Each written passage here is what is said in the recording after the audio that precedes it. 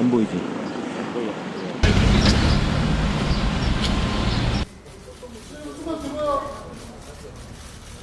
좀 죄송합니다. 네, 매니저에게 대주는 사람이 많이 필요하겠습니다. 사고 당일 쓰는데 얼마나 마신 거예요? 뭐 죄인이 무슨 말이 필요하겠습니까? 조사 잘 받았고 또 조사 남은 조사가 또 있으면 성실히 받도록 하겠습니다. 자, 뺑소니 의혹에다, 그리고 음주 의혹에다, 그리고 다른 의혹에다 지금 여러 가지 의혹 제기가 쏟아지고 있는 김호중 씨. 경찰 조사를 받았죠. 자, 그런데요. 이번에는요. 방향이 다른 또 다른 의혹 제기가 나왔습니다. 바로 학폭입니다. 자, 이와 관련된 목소리부터 좀 들어보겠습니다. 김호중이 자기가 막 깡패라면서 스대고 막 다니고 그랬었거든요. 저는 인사했잖아요. 인사했는데요? 이랬어요. 그랬더니 인사했는데요? 라면서 감히 네가 이제 내 말에 반문하냐? 네 그러면서 폭행을 하더라고요. 무차별적으로 뺐어요. 진짜 한 30분에서 1시간 정도 정말 맞았던 김호중이 웬만한 지나가는 애들도 뺨때기 때릴 수준으로 그냥 인성이 안 좋았던 애인데 안 맞았다는 애를 세는 게 더 빠를 거예요. 깡패 생활하다가 뭐 그 문제로 인해서 강제 전화를 당했다고 기재가 돼 있더라고요. 그거는 전혀 사실이 아니고요. 학교에서 막 무시하고 이러면 쳐다보고 막 눈싸움하고 하면 이제 막 시비가 걸리잖아요. 네. 그럴 때마다 뭐 싸울 일이 있으면 항상 뭐 없고 뭐 도망가고 뭐 핑계 대고 뭐 그런. 자, 이번엔 김호중 씨의 과거 학창 시절 학교 폭력 이런 얘기, 이런 의혹 주장이 나왔습니다. 지금요. 화면으로 좀 정리해 볼까요? 일단 이게 어제 한 유튜브 채널을 통해서 두 명의 인물이 등장을 합니다. 그러면서 고등학교 이제 후배로 알려진 인물이 한 명 있는데요. 이분은 왜 인사 안 하냐 이러더니 뭐 30분 이상 무차별 폭행을 했다. 인사를 안 한다. 그러면서 이분 말에 뭐 겁나게 때렸다. 뭐 이런 표현까지 있어요. 그리고 평소에 본인을 깡패라며 으스대고 다녔다. 그러면서 약간의 위협적이었다. 뭐 이런 취지잖아요. 그리고 이제 고등학교 친구라고 알려진 한 분이 또 얘기를 하는데 사실은 뭐 노래 실력 좋으니까 이거 학폭 사실 뭐 학교 측에서 좀 지나친 것 같다. 이런 설명. 그리고 뭐 깡패라고 뭐 얘기를 하고 사는데 그건 아니다. 이건 거짓말이다. 뭐 이런 얘기까지 좀 나왔습니다. 자, 오늘 손정혜 변호사 나와 계신데요. 이렇게 되면 김호중 씨가 이게 엎친 데 덮친 격입니까? 지금 뭐 의혹 제기가 한두 가지가 아닌데 지금 완전 다른 방향의 의혹이 나온 건데 일단 주장이고 의혹 제기지만 학폭에 대한 사회적 민감도가 굉장히 높아진 시점 아닙니까? 이거 어떻게 봐야 되는 겁니까? 터질 게 터졌다라는 시각도 있는 것 같고요. 수사기관에 보여주는 불성실한 태도 또는 어떻게 보면 준법의식이 너무 떨어지는 태도를 보고 굉장히 의아한 사람들이 많은 와중에 그러다 보니까 김호중에 대한 개인의 과거까지 지금 초점이 맞춰지고 있는 상황인데 좋은 이야기보다는 안 좋은 이야기가 굉장히 많습니다. 일단 유튜브를 통해서 한 후배는 30분간 무차별적으로 폭행을 당했을 뿐만 아니라 그 당시에 본인이 깡패라고 으스대면서 주변에 좀 위세를 부렸다 이런 취지로도 주장하고 후배들이 뭐 담배 심부름을 당하는 등 좀 지속적으로 좀 힘들게 하는 선배다 이런 주장까지 나오고 있는 상황이고요. 특히 절친이라고 등장을 해서 좀 우호적인 이야기를 하는지 들어봤더니 전혀 다릅니다. 절친이어도 팩트는 말하겠다라고 하면서 그 당시에 워낙에 선후배 서열이 심한 학교 예고를 나왔더라고요. 그렇긴 한데 우리 기수는 그래도 후배들 괴롭히지 말자, 잘해주자 했지만 이 김호중 씨는 그러지 않고 후배들에 대해서 이렇게 폭력을 행사하는 일이 비일비재했다라고 이제 폭로도 하고 있고요. 그래도 워낙에 노래를 잘하니까 학교 측에서는 조금 봐주려고 했던 분위기도 있었는데 결국 이런 여러 번의 학교 폭력이라든가 불상실 태도 때문에 강제 전학을 당했다라는 주장도 하고 있고 또 다른 학교 가서도 또다시 학교 폭력 문제가 불거졌다 이런 이야기가 나오고 있는데 뭐 사실관계가 확인된 것은 아니지만 일단은 일부 학교 폭력에 어떤 문제는 있었던 것 같습니다. 일단 피해자라고 주장하시는 분 그리고 그 내용을 좀 알고 있다라고 말씀하시는 분의 의혹 제기 그리고 의혹 주장이거든요. 일단은요. 근데 글쎄요. 이런 얘기가 나오면 좀 심상치 않아지지 않습니까? 이런 상황에서요. 과거에 김호중 씨가 뭔가 좀 꺼내놓은 얘기가 있습니다. 어떤 방송을 통해서 말을 한 건데 그 내용 좀 들어보죠. 사춘기도 좀 심하게 겪었었고 이제 저는 초등학교 3학년 때 10살 때 이제 부모님께서 이혼을 하셨어요. 그래서 이제 나를 이렇게 욕하면 어떡하지 이런 생각도 무시당할까 봐. 무시당할까 봐 그런 것도 많았었고 강해 보이고 싶었고 손정 변호사? 예. 이러다가 혹시 뭐 추가적인 의혹 제기나 이런 게 더 나오는 거 아닙니까? 이렇게 되면은? 그렇죠. 지금 이제 그 의혹이요. 예. 상당히 까도 나오고 있습니다. 근데 저는 학폭 있잖아요. 예. 이게 상당히 그 신빙성이 있다고 봅니다. 어떤 근거에서 그렇게 두 판단? 가지 근거를 보면 예. 첫째는 이제 그 진술이 아주 이제 구체적입니다. 아, 지금 뭐 피해자라고 주장, 후배라고 말씀하신 그분의 어떤 진술이 구체적이다, 지금. 그렇죠. 본인이 겪지 않으면 진술을 지어내지 못할 정도로 상당히 그 육하 원칙에 따라 구체적이다. 이게 있고요. 그다음에 두 번째는요. 예. 지금 김호중 씨가 워낙 유명인이죠. 예. 만약에 이게 허위라면 어떻게 될까요? 이게 허위라면 바로 이제 명예훼손이 되겠죠. 그렇겠죠. 바로 이게 고소하면 큰 문제가 됩니다. 따라서 이게 그 없는 사실을 이렇게 엄청난 중대한 명예훼손이잖아요. 예. 이런 걸 이게 허위로 하등의 이유가 없죠. 본인이 처벌을 감수하고. 예. 따라서 이제 저는 상당히 믿음이 신빙성이 높다는 거고. 예. 아직까지 그 김호중 씨의 반박이 예. 안 나오고 있는 거죠. 지금 근데 이 시점에서 학폭 의혹 제기가 나온 건 왜일까요? 이건 어떻게 좀 봐야 되는 겁니까? 아마 이제 그 워낙 여러 가지 이제 그 범죄 행태에 대해서 예. 사회적 비난 이게 커지다 보니까 예. 피해자가 학폭 피해자는요. 예. 그 상처가 이제 평생까지 갑니다. 당해본 사람 알아요. 평생 가는데 이런 이제 그 인기가 좋고 예. 잘 나갈 때 폭로하기는 좀 부담이 많이 되죠. 근데 이번에 아마 워낙 사회적 지탄을 받으니까 아마 이게 본인이 그 평생 한이 될 텐데 예. 이걸 털어놓은 것 같아요. 일단 새로운 의혹 제기 내용이었습니다. 바로 학폭 이건데요. 일단 이 상황은 좀 더 지켜봐야 될 것 같고요. 일단 의혹, 주장이 나온 거죠. 이런 가운데 이 뺑소니 사고가 지금 사실은 뭔가 그 이후의 처리 과정 때문에 사건처럼 가고 있잖아요. 그런데 이와 관련해서 이 사건과 관련해서 뭔가 중요한 새로운 어떤 지점이 좀 등장하는데 경찰이 이걸 예의주시해야 하는 것 같아요. 화면으로 보겠습니다. 일단 여기 보면 이 메모리 카드입니다. 사고 차량의 메모리 카드. 지금요, 당초에 이게 없어졌어요. 없어졌는데 김호중 씨 소속사의 한 본부장, 처음에는 뭐 매니저로 알려졌는데 지금 보니까 본부장이거든요. 이분도 지금 구속영장 청구된 상태인데 본인이 그걸 빼서 삼켰다. 그리고 이거는 뭐 알아서 한 거다. 약간 이런 얘기 나왔잖아요. 이게 처음에는 사고 직후 본부장이 스스로 판단해서 제거했다. 그리고 이후에 보면 이 메모리 카드를 이 본부장이 삼켰다라고 나오잖아요. 지금 얘기가. 근데요.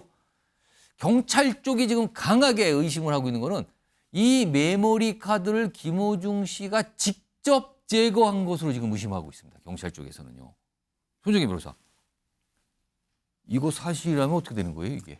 그러니까 또다시 한번 거짓말이 확인될 수 있는 사안이 도래한 것인데요. 사실은 이 메모리 카드를 이제 굉장히 중요한 증거라고 봤기 때문에 경찰에서는 압수수색까지 신청을 해서 여러 군데 이제 찾으려고 노력했으나 결국 자신이 삼켜버렸다라고 완전히 이제 찾지 못하는 방법으로 은폐했다는 사실이 알려지고 있는데 그 과정에서 김호중 씨는 내가 한 게 아니라 이 매니저들의 자발적인 판단이었기 때문에 나는 관여가 없다라고 하지만 모른다라는 취지였잖아요. 잘 일반적인 상식으로 내 차에 있는 블랙박스를 내가 동의하지 않고 내가 시키지 않고 내가 알지 않은 상황에서 타인이 와서 가져가는 것은 상정하기 굉장히 어렵죠. 본인이 현장에서 적극적으로 이것을 인멸시킨 게 아닌가라는 경찰의 판단이 쓴 것이고요.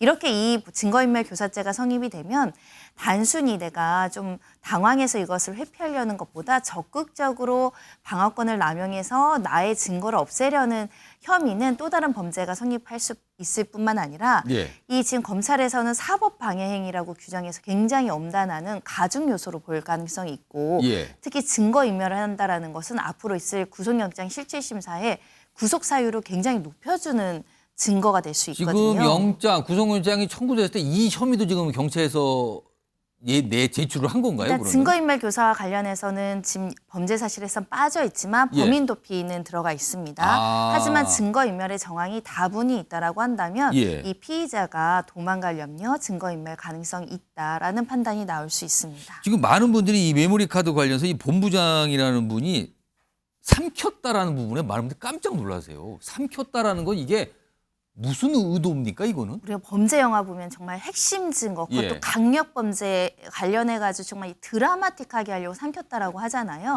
보통의 어떤 판단으로 할 수 없는 조치입니다. 이 메모리 카드가 삼켜집니까?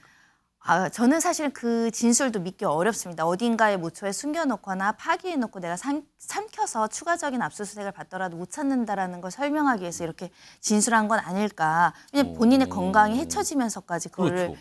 이물질을 삼긴다는 것은 웬만해선 상정하기 어렵기 때문인데요. 그만큼 수사를 협조하지 않고 수사를 방해하고 있다라는 정황으로도 해석될 수 있고 그만큼 이 메모리에는 들켜서는 안 되는 굉장히 중요한 부정적인, 그러니까 굉장히 불리한 행위를 했다는 게 단정적으로 들어가 있겠죠. 어떤 내용이 들어가 있기는 이거를 삼켜서까지 세상에 드러낼 수가 없는 것인가. 삼켜서까지 이거를 없애버려야 됐어. 이 정황 자체도 사실은 재질이 좋지 않다라고 생각합니다. 이런 가운데요. 지금 김우중 씨가 처음에 이 사고가 났을 때 소속사 측에서 설명한 거는 공황 상태. 뭐 이래서 뭐 제대로 본인이 조사받으러 가지 못하고 그랬다잖아요. 근데 그와 관련된 내용이 좀 있습니다. 일단 김우중 씨 소속사 입장문이 이게 지난 16일 날 나온 건데 당시 사고 후 공황이 심하게 오면서 잘못된 판단을 했다. 그러니까 정신이 하나도 없어서 제대로 대처하거나 처리를 하지 못했다, 미숙했다 이런 설명이잖아요. 그런데요, 지금 경찰에서 또 의심하는 부분이 있어요. 여기 보면 정황 포착이라고 돼 있는데 뭐냐면 사고가 난 직후에 이 소속사 막내 직원에게 수차례 전화를 해서 이거 당신이 사고 처리 좀 해달라. 이렇게 얘기를 했다라는 정황이 포착을 했다는 거예요. 경찰이 이걸 또 의심하고 있습니다. 손정혜 변호사. 아니 공황이었다면서요. 그 사실도 이제 대표가 이야기했기 때문에 김어중 씨가 뭐 거짓을 한 건 아니지만 예. 그럼에도 조직적으로 뭔가의 사실을 은폐하려는 시도가 단적으로 만약에 이 드러나고요. 부분도 확인이 된다면 또 입장이 거짓말이었다는 게 되는 겁니까? 범인 도피, 교사 또는 방조 또는 증거인멸, 교사까지 아주 혐의가 짙어질 수 있다. 그리고 도덕적으로 봐서도 예. 부탁을 해도요. 그 조직, 그 회사에서 가장 낮은 위치에 있어서 내 말을 들으면 불이익을 가할 가장 막내 직원한테 시켰다는 점에 있어서도 윤리적으로 온당치 않습니다. 그러니까 이 직원은 연락받고 겁이 너무 난다 해서 거절했다고 지금 네, 알려지거든요. 아마 나이도 어리고 직책도 가장 낮았는데 예. 그러니까 내 말을 따를 수밖에 없는 그 가불관계 을한테 이런 일을 시켰다는 점에 있어서는 그 행위 자체의 불법도 굉장히 짙지만 도덕적으로도 굉장히 재질이 좋지 않아 보인다. 결국 이 직원은 너무 무서워서 두려워서 제가 하지 못하겠습니다라고 했다라는 것인데 예. 그러니까 이제 다른 매니저가 이 행위를 한 것이거든요. 그러니까 이것이 단순히 우발적으로 한 것이 아니라 이게 집요하게 요청을 하고 집요하게 다른 사람한테 시키거나 또는 도와줘서 발생한 일이라는 것이 드러납니다. 이게 좀 여러 가지 이게 사실은요. 처음에는 뺑소니 사고로 시작이 됐잖아요. 그거는 뭐 확인이 된 거니까 지금 영상도 있으니까. 그러다가 음주 얘기가 나오고 그 후에 사고 처리 과정에 의혹이 눈덩이처럼 커지고 있는 상황이에요. 그리고 그 상황에서 앞서 전해드렸지만 다른 의혹 제기까지 어떤 인물들 통해서 나오고 있는 상황인데 지난 22일이죠. 경찰 조사를 받을 때 나오면서 늦게 나왔어요. 밤 10시가 넘어서. 그때 변호인이 어떤 설명을 좀 내놨습니다. 들어보겠습니다. 물론 김어중 씨가 유명 가수인 관계로 사회적 공인 관계로 국민들한테 직접 사과를 하고 고개를 숙이는 게 마땅하나 본인의 아직 사정이 여의치 않은가 봅니다. 널리 양해해 주시기 바랍니다. 오늘 조사 5시에서 6시 정도에 이미 끝난 걸로 알고 있는데 이렇게 늦어지신 이유는 혹시 오늘은 거기까지 좀 해주시죠. 예, 죄송합니다. 자, 김우중 씨 지난 21일 경찰 조사를 받으러 들어갔고 나왔죠. 이걸 가지고도 좀 뒷말이 여전히 아주 짙게 남아 있는데요. 손정욱 변호사. 원래 조사를 받아 들어갈 때는 예상과 달리 차에서 내려서 이렇게 뭐 현관 들어간 게 아니라 기다리는 데로 들어간 게 아니라 지하 주차장에 그냥 차량에 들어가 버렸잖아요. 그러니까 비공개로 출석을 한 셈이 됐어요. 사실상 뭐 노출이 안 된 상태로. 근데 귀가할 때는 밤늦게 나왔거든요. 근데 귀가도 원래 지하 주차장을 통해서 하려고 했다는 얘기가 나오는데 이건 뭡니까? 이게 이제 그 엄청나게 제가 보기에 그 특권 의식입니다. 옛날에는 이제 검찰도 보면 이제 지하 주차에서 올라가는 그런 경우가 있었어요. 포토라인 안 쓰고 예. 이런 게 있죠. 지금은 이제 다 법 앞에 평등한 거 아닙니까? 지금은 이제 원칙대로 하는 게 맞아요. 저는 오히려 이제 그 들어간 게 문제죠. 그러다 보니까 이제 나올 때는 원칙대로 처리하려고 하니까 왜 약속을 어기냐.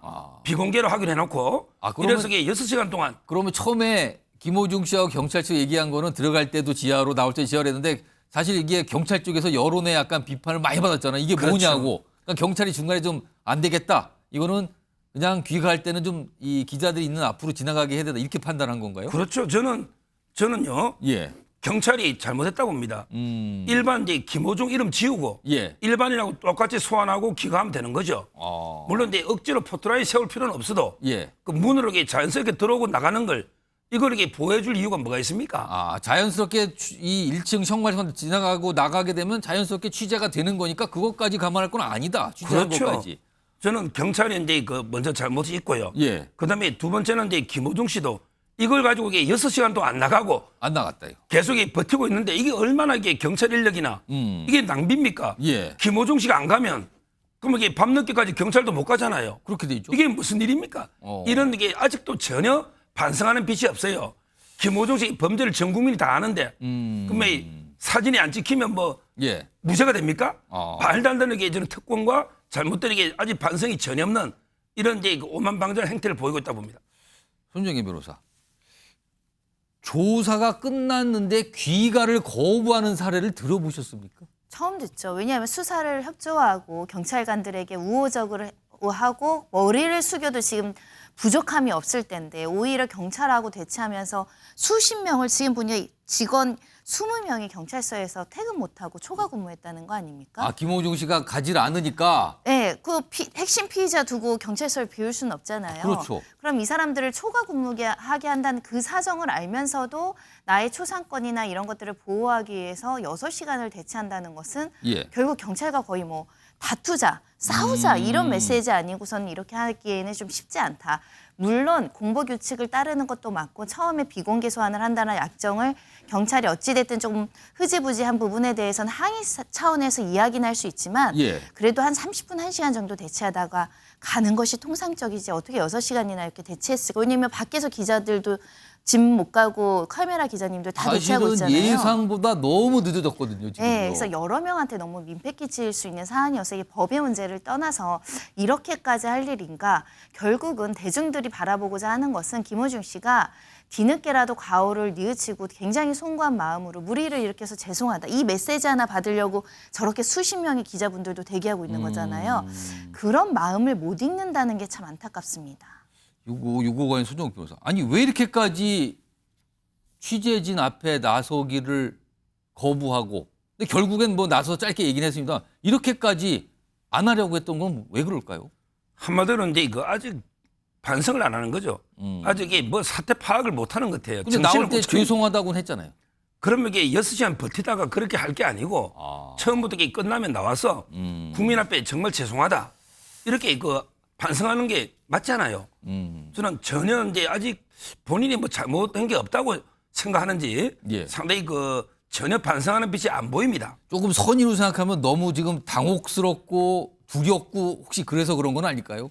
근데 그게 공황인데 그 공황 당황스럽고 그래서 근데 그게 아니라는 게 치밀하게 증거를 인멸하고 그다음에 그 범인 은닉 도피로 이렇게 하고 있잖아요. 근데 이게 당황스럽고 그러면 말이 안 되는 거죠. 저는 지금도 이게 그 계속 은폐하려고 예. 어떻게든 이게 그 모면하기 위해서 이렇게 하고 있는 거예요. 자, 이런 상황에서요. 김호중 씨와 소속사 대표 그리고 지금 아까 등장했던 본부장 3명이 내일 구속영장 심사를 판사 앞에서 받아야 됩니다. 그 내용 좀 화면으로 보겠습니다. 그런데요. 어제는 경찰에서 신청했고 검찰이 청구를 했어요. 그리고 내일입니다. 내일 영장실질심사 구속영장에 대한 구속 여부에 대한 판단을 받아야 되는데 이거를 김호중 씨 측에서 이거 좀 연기해 주세요라고 법원에 요청을 했답니다. 근데 법원에서 안 됩니다. 기각 안 받아준 거예요. 안 받아줬어요. 자, 그렇게 되면 어떻게 되냐면 내일 영장 심사를 받게 되는데 그렇게 되면은 오늘 공연이 있고요. 오늘 공연은 뭐 예정대로 할 수 있습니다. 근데 내일도 공연이 저녁에 잡혀 있지만 영장 심사 때문에 공연이 사실상 무산되는 거 아니냐 지금 이 공연 두 번째 날 공연 이런 얘기가 나오는데 손정혜 변호사. 피의자잖아요, 지금. 구속영장 심사 날짜를 좀 연기해 주세요, 미뤄 주세요. 이런 요청을 하는 경우가 많은지 그리고 이럴 때 받아주는 경우가 많이 있는지 이거 어떻게 봐야 됩니까? 그러니까 구속영장 실질심사가 불가피하게 굉장히 뭐 내가 해외 출장을 가야 된다거나 예를 들면 내가 병원에 입원한 상황이라는 정당한 이유, 급박한 상황이 절실하면 연기하는 경우도 있죠. 하지만 대체적으로는 수사기관과 법원의 일정 따라 가는 것이고 특별한 사유 없으면 연기되지 않는다 이렇게 봐야 될 것 같은데 예. 지금 수사기관에서는 이걸 사법방해의 대표적인 사건으로 규정하고 철저하게 수사한다라고 하는 것이고 시간을 주어지면 주어질수록 그 시간만큼 증거인멸 시도가 있을 수 있다고 생각해서 빠르게 일정을 지금 잡고 있는 거거든요. 예. 그런데 연기 신청 사유가 저 정상적으로 공연해야 돼요.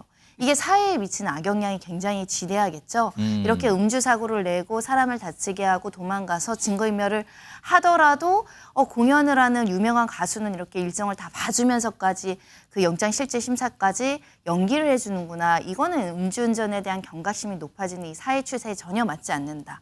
따라서 법원에서도 기각할 수밖에 없었던 사유로 보이고요. 예. 두 가지 선택만 남은 겁니다. 공연에 못 가거나 공연을 가고 체포되거나. 근데 보통은 영장 실질 심사 과정에서 수사기관이 신병 인도해서 가잖아요. 구인해서 갑니다. 그래서 사실상 공연을 무산시켜야 되는 게 맞았고요. 이미 이 사건 보도가 나오고 나서부터는 이 공연을 못 가고 대체제, 대안을 마련할 시간이 수일이 있었잖아요. 이런 상황을 예견 못하고 이런 정말 첨예한 상황까지 만든 것도 어떻게 보면 리스크 관리에 실패했다고 보입니다.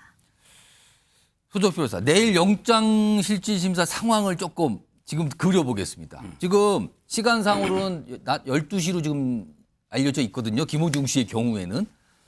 그럼 영장 실질 심사 이제 판사가 있고 판사 앞에 가는 거 아닙니까? 그러면은 이 영장을 청구한 검사도 나옵니까? 통상?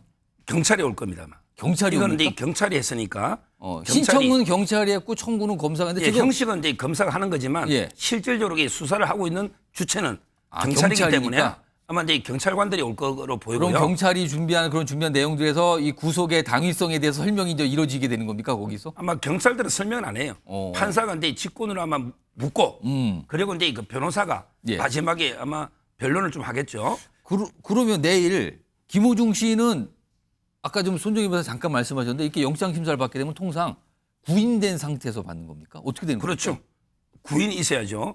따라서 이제 국회의원들 왜 그 실질심사 받을 때 예. 국회 체포동의안을 받잖아요. 예. 그런 게 48시간 구인 이 영장이 있어야 되거든요. 예. 아마 이제 그 내일 어떻게 되느냐면 예. 공연은 불가능한 게 제가 예측하기에 영장 실질심사 시간이 예. 상당히 좀 길 것 같아요. 지금 12시에 시작하는 걸로 알고 있는데 그게 굉장히 오래 지속될 거다. 왜 그러냐면 이게 그 혐의가 아주 많고 그다음에 피의자도 3명 다수고 예. 그다음에 그 변호인도 상당히 검찰총장 대리까지 한 조남관 변호사도 이게 할 말이 많을 거예요.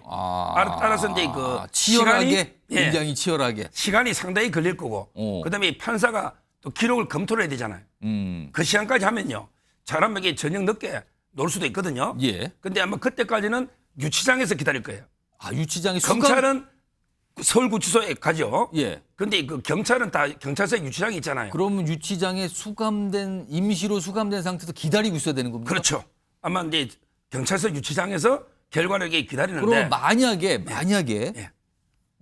내일 12시인데 이게 오래됐어요. 한 저녁 때까지 갔습니다. 그러면 그 다 양쪽 얘기를 듣고 판사가 판단할 시간이 필요할 거 아닙니까? 예. 빨리 끝나도 저녁 시간이라고 봐야 되는 그렇죠. 거죠.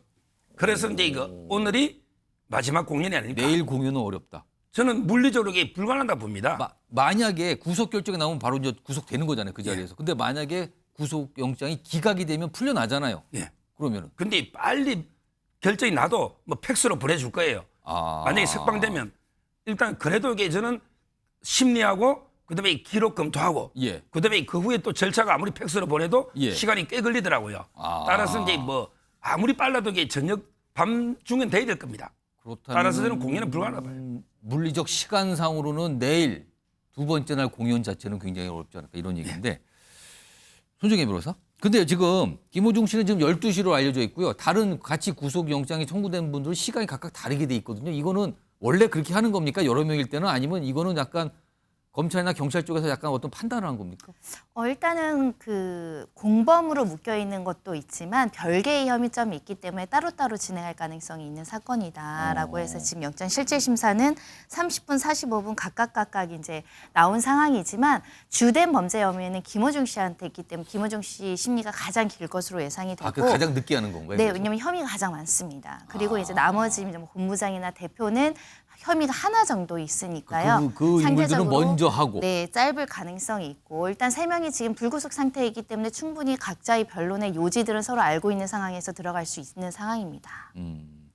자, 지금 아까 이 구속영장 청구 때문에 내일 공연 사실상 이게 힘든 거 아니냐는 얘기 이런 전망이 많은데 오늘 공연은 잡혀 있거든요.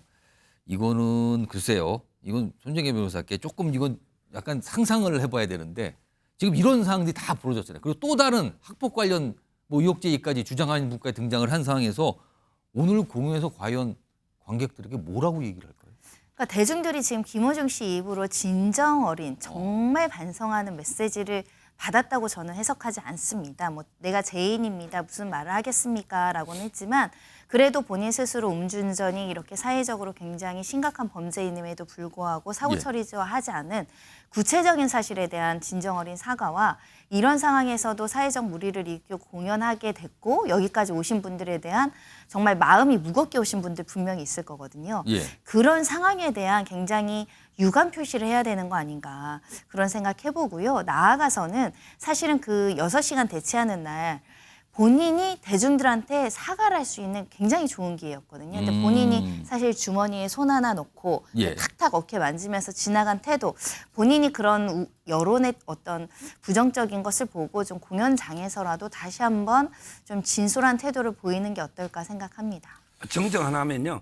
지금 이게 저 속보를 보니까 검찰이 직접 오겠다네요. 검사가? 예, 이런 걸 이게 저는 못 봤는데 경찰에서 이제 수사하는 과정에 있는 영장인데 워낙 이원석 총장도 얼마 전에 사법방에 뿌리 뽑아야 된다. 이런 게 강력하고 그다음에 국민 관심이 높으니까 검사가 직접 출석해서 그 김호중 씨 구속 사유를 설명하겠다 이렇게 보도가 됩니다. 이게 이제 왜 이렇게까지 검찰도 신경을 쓰냐 보시면요. 음주운전 사건이 매일같이 일어나고 있는데요. 저렇게 도망가는 사람 그리고 사고 이후에 집에 가서 그 음주 측정하려고 했더니 집에서 술 먹고 나 이제 술 먹었다 하는 진짜 별별 일이 많습니다. 그래서 수사기관도 이 사건을 기화로 다시는 음주운전으로 도망가는 사람들 음주운전 회피할 수 있다. 이런 어떤 것들은 금지하기 위해서 굉장히 철저한 모습을 보이고 있다고 보입니다. 요건으로 이제 내일 영장 심사 뭐 결과를 봐야 되는데 일단 손정욱 변호사 보시기에 구속 가능성 어떻게 판단하십니까? 제가 이제 이렇게 3명씩 다수 공범 관계 있잖아요.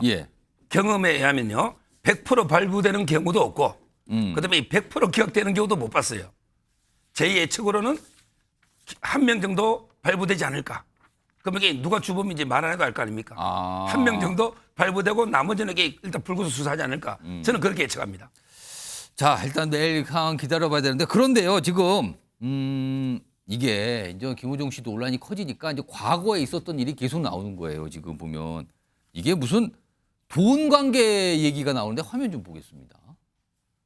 이게 2020년에 무슨 소송이 있었다 그러는데 원래 약간 좀 무명시설서부터 김호중 씨와 같이 활동했던 어떤 전직 매니저 A 씨라는 분이 계시는데 뭐 본인이 물심양면을 지원했지만 어떤 경연대회 이후에 약간 성공하는 과정이 있었는데 그때는 뭐 본인하고 알려지도 않고 계약을 했다. 그리고 뭐 이래저래 얘기했는데 아무튼 정상금 제하고 2,300여만 원을 돌려달라. 그러니까 약간 이건 빌려준 돈이다. 이렇게 얘기해서 이게 소송이 제기됐는데 일부를 받아들여서 한 1,200만 원 정도를 법원측이 인정해줬다 그래요. 근데 문제는 이 판결이 나온 뒤에 김호중 씨 측에서 패소했잖아요.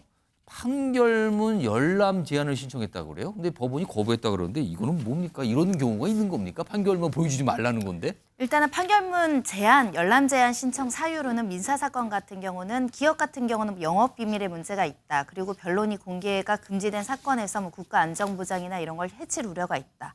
개인 사건 같은 경우는 이것이 알려졌을 경우에 사생활이나 사회생활이 굉장히 곤란해지는 사유가 있다라면 열람 제한을 해주는데 보통 대여금 사건은 이런 열람 제한을 하는 사건이 아닙니다. 보통 성범죄 사건이라든가 이게 좀 내밀한 개인적인 사생활이 있는 사건들 있잖아요.